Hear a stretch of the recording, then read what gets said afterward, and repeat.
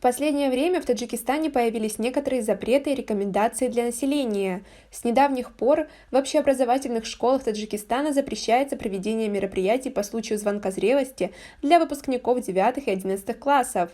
Пока в других странах родители только сетуют на поборы в школах, в Республике Таджикистан эту проблему решили. Чтобы защитить население от непосильных трат, в Таджикистане ввели запрет на пышные дорогостоящие праздники. Поскольку в восточной семье принято на торжества приглашать всех родственников, в Республике Таджикистан даже ввели ограничения на количество гостей и часов застолья. Традиционная свадьба в Таджикистане – мероприятие, требующее серьезных финансовых вложений, иногда до $5000. Для многих такие траты – непозволительная обременительная роскошь. Таджики зачастую не могут позволить себе провести праздник с размахом и берут кредиты. Продолжительность свадьбы и обряда устанавливается до 3 часов. Также изменения коснулись обрядов похорон и траура.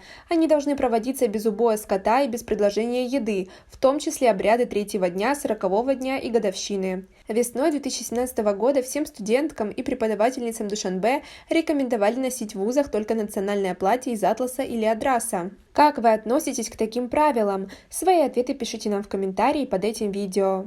Девочкам запрещается носить в школах хиджабы, короткие или обтягивающие юбки. Притом допускается ходить на уроки в национальных платках и тюбетейках. Молодым людям запрещено отращивать бороду и длинные волосы. И мальчикам, и девочкам запрещается носить в школе рваные джинсы, футболки с рекламными надписями или с изображением государственной символики других стран. Спортивные костюмы допускаются только во время занятий физкультурой или проведения субботников. Мода на необычные имена порой переходит все нормы и граничит с безумием. В Таджикистане для этого издали реестр таджикских национальных имен.